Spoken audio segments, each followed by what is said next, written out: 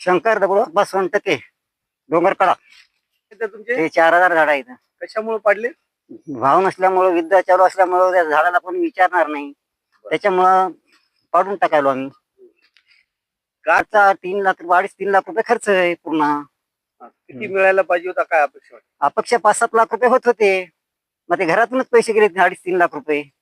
होणार तर कोणीकडे गेले की आपलं. मग हे पैसाच झाला नाही ना बनाचा. 1 रुपयाचं सुद्धा झाड पाडले नाही, जनावरांनाच चारले. काय मागणी आहे सरकारकडून? सरकारकडून अपेक्षा आहे काही ना काहीतरी द्यायला पाहिजे आम्हाला. माझं नाव सर्जेराव गुलाबराव गावंडे, राहणार डोंगरकडा. मागील वर्षी 9 जून पासून शेतकऱ्याच्या मागे चालू झालेली 7.5 ही आजतागायत चालू आहे. 9 जूनला जे वारं सुटलं होतं त्या वाऱ्याच्या दरम्यान संपूर्ण शेतकऱ्यांच्या केळीच्या बागा उद्ध्वस्त झाल्या होत्या. त्यावेळेस जे भाव घसरले होते ते भाव आजतागायत चढायला तयार नाहीत. त्याच्यानंतर झालेल्या सोयाबीनवरच्या ज्या केळीची लागवड होती त्या केळी संपूर्ण पिकून गेल्या, त्याही शेतकऱ्यांचं नुकसान झालं. आणि त्याच्यानंतर आलेली ही युद्धाची परिस्थिती आणि आज ही उन्हाळी जे मळे आहेत, जे संपूर्ण माल एक्सपोर्ट होऊन दुसऱ्या देशामध्ये जातो, ते शेतकऱ्यांचे मळे ही सुद्धा आज आपण पाहत आता या कॅमेऱ्याच्या माध्यमातून संपूर्ण महाराष्ट्र बघतोय की संपूर्ण केळी या उद्ध्वस्त होत आहेत आणि फक्त जनावरांना खायच्या लायकीच्या या केळीची झाडं राहिलेली आहेत. त्याच्यामुळे या शेतकऱ्यांवर जे संकट मागील 1 वर्षापासून चालू आहे ते आज तागायत दूर व्हायला तयार नाही. तरी सरकार दरबारी आमची एवढीच अपेक्षा आहे की केळी आणि हळद पिकाला आम्हाला हमीभाव द्यावा आणि शेतकऱ्याच्या पाठीशी खंबीरपणे उभं राहावं. आम्हाला कर्जमाफीची भीक पाहिजे नाही, तरी सर्व शेतकऱ्यांची एकच आशा सरकारकडनं आहे की आम्ही पिकवतो त्या पिकवणाऱ्या फक्त मालाला आम्हाला सोन्यासारखा भाव द्या. आम्ही तेवढीच अपेक्षा सरकारकडनं करतो आणि बस एवढीच आमची इच्छा आहे. नमस्कार, माझं नाव नितीन गावंडे. युद्धजन्य परिस्थितीमुळं खूप आमचं नुकसान झालेलं आहे. कारण की आम्ही आता दरवर्षी आम्ही उन्हाळी शेती केळीची बाग लावतो आणि आम्हाला दरवर्षी एक्सपोर्टला केळी जातात आमच्या, त्यामुळे आम्हाला भाव हा चांगला भेटतो. पण युद्धामुळं एक्सपोर्ट हे बंद झालेलं आहे.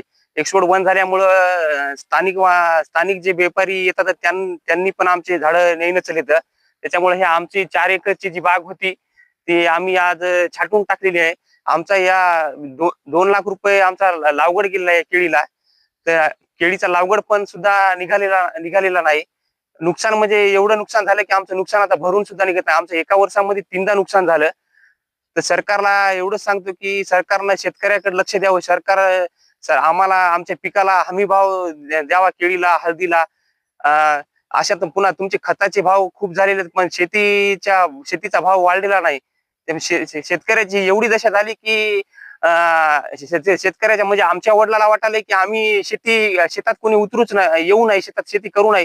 त्याच्यामुळं शेती ते करायला कोणी तयार नाही. कारण की आमच्या सारखे आमच्या वयातले जे मुलं आहेत ते बरेच जण शेती कोणी करणं चालय आता, कारण की शेतामध्ये काही उरणं चालय. त्याच्यामुळे शेतकऱ्याची अशी मानसिकता झाली की बा शेतामध्ये काही उरणं चालय, खूप नुकसानच व्हायलंय. त्याच्यामुळं आमची लेकरं आता आम्ही शेतामध्ये यापुढे उतरू देणार नाही. कारण की व्यापारामध्ये हो, शिक्षणामध्ये हो, याच्यामध्ये आम्ही आमची लेकरं पाठवू. शेतीमध्ये येणार नाही. शेती असेल पण शेती तयार करणार कोणी नाही. या येत्या काळामध्ये या देशामध्ये अन्नाचा एवढा तुटवडा पडला की गव्हाच्या एका दाण्याला लोक तरसतील, पण शेती कोणी करणार नाही. काय अपेक्षा असणार सध्या सरकारकडून? सरकारकडून तर अपेक्षा आहेत. कारण सरकार निवडूनच आम्ही याच्यासाठी देतो की आमची कामं झाली पाहिजेत, की त्यांची घरं भरण्यासाठी आम्ही त्याला निवडून दिलेलं नाही, आमची कामं करण्यासाठी त्याला निवडून दिलेलं आहे. त्यांच्या का डोळ्यात माती पडली का? एवढं नुकसान व्हायलंय. कोणी शेतकरी आज आमच्या इथला आमदार असो, खासदार असो, कोणी आमच्या इथे येऊन बघायला तयार नाही. त्यांना कळायला पाहिजे की बा शेतकऱ्याचं एवढं नुकसान झालंय, शेतकऱ्यांसाठी काहीतरी विधानसभेत अधिवेशनामध्ये याच्यामध्ये आमचा आवाज उठवायला पाहिजे. शेतकऱ्याला आज या कोणी वाली राहिलं नाही, शेतकऱ्याविषयी कोणी बोलायला तयार नाही. शेतकऱ्याची एवढी दशा झाली की शेतकऱ्याच्या मुलाची लग्न व्हायला चालत, शेतकऱ्याला कोणी मुलगी, शेतकरी म्हणलं की कोणी मुलगी देणं चाललंय. पुन्हा निसर्ग शेतकऱ्याला साथ देणं चालय. व्यापारी वर्ग पुन्हा शेतकऱ्याची एवढी लूट करत आहे की सांगता सोयीच नाही. त्याच्यामुळे शेती ही यापुढे कोणी करणारच नाही. शेती म्हणजे एका दाण्याला या देशातले लोक एका दाण्याला तरसतील, पण शेती कोणी करणार नाही.